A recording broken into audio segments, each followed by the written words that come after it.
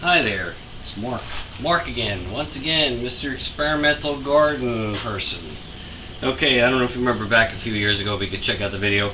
I came up with this idea using PVC tubing because it goes straight through and planting plants here, allowing the roots to grow through the bottom and enabling me to keep it weed free because I can't hurt the plant stem when I weed whack around the stem because the plastic is protecting it. The problem with this wasn't getting enough water to the plant.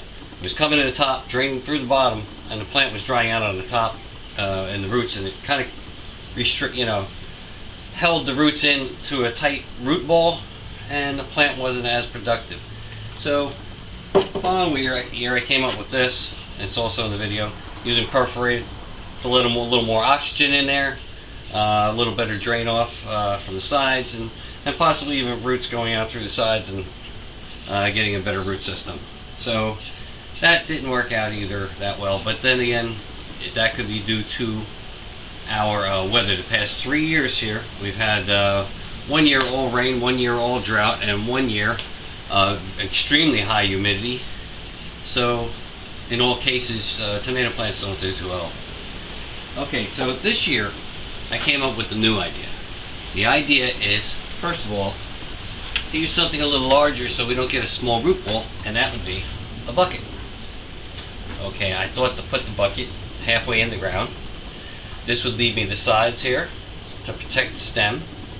The amount of volume inside the bucket would be better for the roots to grow a little further and faster. And then I thought to cut out the bottom to allow the roots to grow down. Problem with this idea was that on the top there's a lot of surface on the dirt on the top where weeds can still grow, and that's one thing I'm trying to keep down. That's the reason I started using the tubes, to make weeding a little easier, quicker. So now if I have the bucket this way, we have a bunch of weeds growing on top, which I'm going to have to reach under the plant. If the plant does well, it can be very hard to get underneath it and weed. So then I came up with this idea, and that's to turn the bucket upside down, drill a hole in the center where the plant will be planted. These two holes here will be used to hold, actually I'm using electrical conduit, anywhere from 5 to 10 feet long, 2 pieces on either side. This will give me something to support the plant with. Actually, I could use it to train the plant, maybe.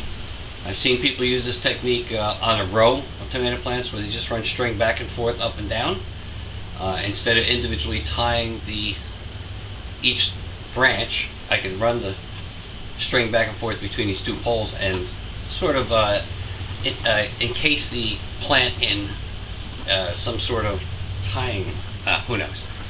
Of course, this is one of my mess-ups where I don't know whether they're going to edit it out or not, but anyway, getting back to the bucket, the whole idea behind the bucket, the center hole, plant goes in there, all this area.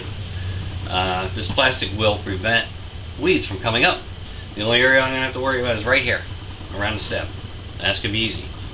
Okay, the other benefit to this, with all the research I've done, hopefully I'm correct, is that inside the bucket will be warmer with the sun baking and hitting it. Alright, that's good for peppers. That's good for tomato plants because they like their roots to stay warm. It may even promote some growth inside the bucket. I just hope not too much where it overgrows and becomes one big massive root ball. So anyway, that's this year's idea for the 2012 garden. This is the Garden State Gardener. Simply gardening simple. We'll talk to you later, and we'll have videos as we go along. Hopefully this year I can get a good garden. Last year, not so good. I was ill. This year, possibly we'll have a very nice garden going. So, we'll see what happens, and thanks for watching. Bye!